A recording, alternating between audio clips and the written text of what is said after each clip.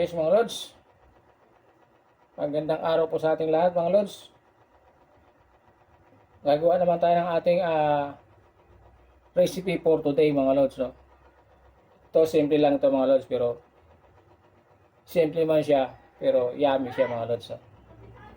Una mga lods, ito yung gagawin natin. Ayan, nakita nyo ito mga lods? Ayan, nakita nyo yan. Yan gagawin natin mga lods. Pero siyempre mga lods, no? Ito yung ano natin mga lods, no? Ayan, ito yung mga ricado natin mga lods. Kita nyo to. Ayan, tapos at ito naman yung ating panghalo mga lods, no? Bumili na rin tayo mga lods ng panghalo natin sa ating gulay. Gulay lang naman ito mga lods, no?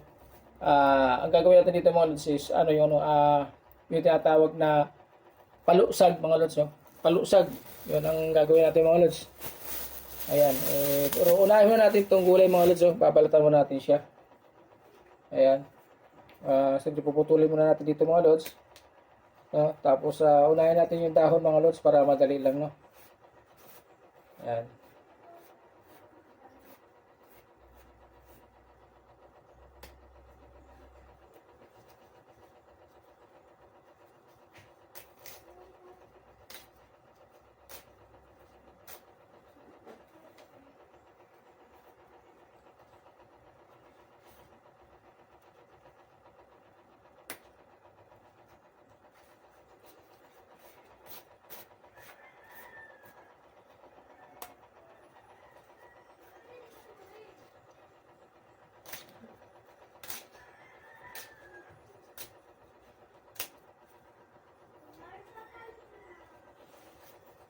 Ito mga lods, galing pang Bicol ito. Talagang pinabili ito ng aking may bahay doon sa aking anak galing Bicol. So, ito mga lods, no? Kasama ito doon sa mga pinamili. Ayan.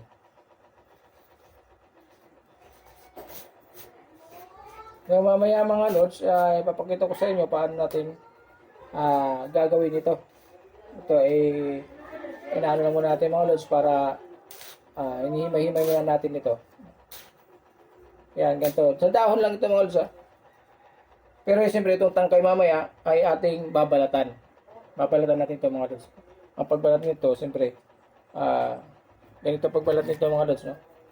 Yan, siyempre babalatan natin yan. Yan, siyempre gamitan natin ng kutsilyo mga lods yan. Di ba? Mabilis lang mga lods pagbalat, di ba? So, ang unahin lang muna natin mga lods, itong dahon. Kasi mabilis lang naman ito. Dahon lang muna kasi medyo marami mga lods, no? Kaya mamaya mga lods, at tapusin muna natin ito mga lods. Pag natapos na, saka tayo, mga lods, no? Tuloy-tuloy natin gagawin natin. Ito nag-umpisa pa lang tayo mga lods, papalitan pa lang natin siya. So, tuloy-tuloy natin ito mga lods, no? Okay? Yes mga lods, ito yung tangkay natin mga lods, no? Iniwalay natin yung tangkay natin. Ayan. Yan yung tangkay natin. Tapos ito naman yung dahon mga lods, no? Kailangan natin i-separate yung tangkay at dahon mga lods. Ayan. Ito yung natin. So mga lods, at ito naman siyempre ipiprepare natin ito mga lods para sa ating recipe. Ayan mga lods, no? So abangan po natin mga lods at gagawa natin yung recipe natin. Pinalusag mga lods. Mga pinalusag, salitang Bicol yung mga lods. Palusag pala. Salitang Bicol yun, palusag. So yung sasabihin ng palusag mga lods, ang mangyayari doon, hindi uhukayin, hindi hahaluin.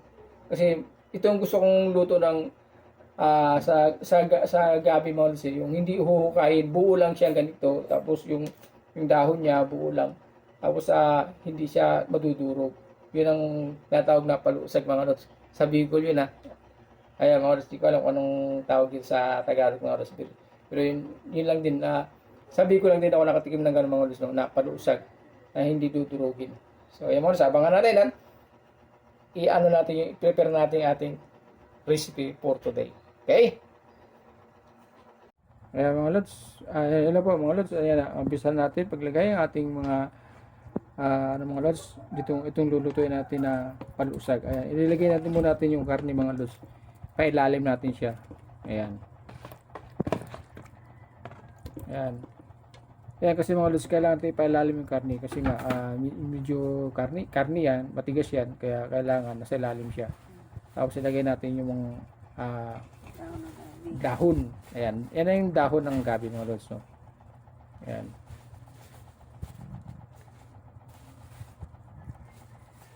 Ayan.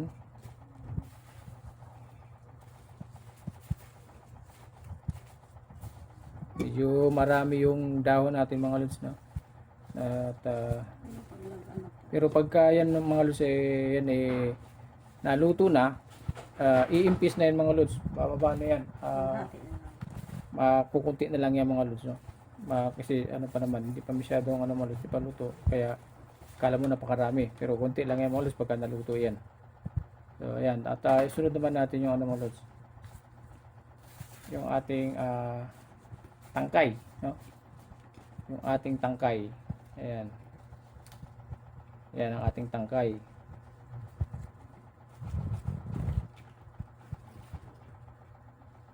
Ayan. Yan ang natawag na palusag sa Bicol mga lods, ha. Hindi ko alam kung anong tawag yan dito sa Tagalog mga lods, sa Katagalugan. Hindi kasi hindi yan haluin mga lods. Hindi haluin. Kasi para hindi siya madurog mga lods. Ganyan lang siya hanggang sa maluto, ganyan lang siya, buo pa rin siya mga lods, no. Yun yung isa rin niya sa gusto ko mga lods sa luto na palugsag na sinasabi nila. Ayan. Tapos ilagay natin yung ating dalawang sili. Tapos ito naman yung ating bawang at sibuyas mga lods, no. Ayan, ating bawang. Ayan, sibuyas. Ayan. Piniprepare natin mga lods para isang ano lang, no.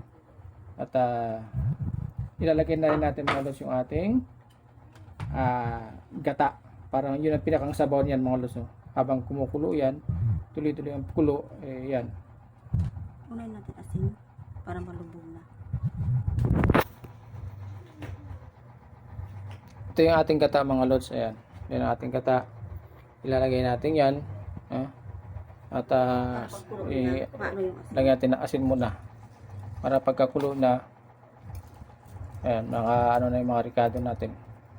So ayan mga lods, so natin lagay yung gata natin. Yan, nakita nyo mga lods. Ayan. Ayan, hindi na natin nahaluin yan mga lods, naka ano lang yan siyang ganyan hanggang sa maluto na siya. At yung mayroon tayong isa pa mga lods, yung talagang malapot, yung unang gata natin, isang natin ilalagay mamaya mga lods after na tayo ay paluto na ang ating ulam. Okay? Ayan. Mga lods, simple lang yan pero yummy. Okay? Mamaya mga lods, makikita natin yan. Ito na yung ating recipe mga lods. Ayan. At nilagyan ko na rin yan ng tanlad mga lods. Yung tanlad, binaon na natin dito mga lods. Ayan, may tanlad na rin yan. Ayan, o. Yan yung tanlad natin mga lods, no? Ito, ayan. Ayan mga lods, ayan na. Ayan, at ayan, tikman na natin mga lods yung ano ito, kung okay na ba siya. Wow, yummy siya mga lods, no? Ayan, at ito na ang ating recipe mga lods for today. At thank you very much. Thank you for watching po. God bless po sa lahat mga lods. Happy Sunday po. Bye bye.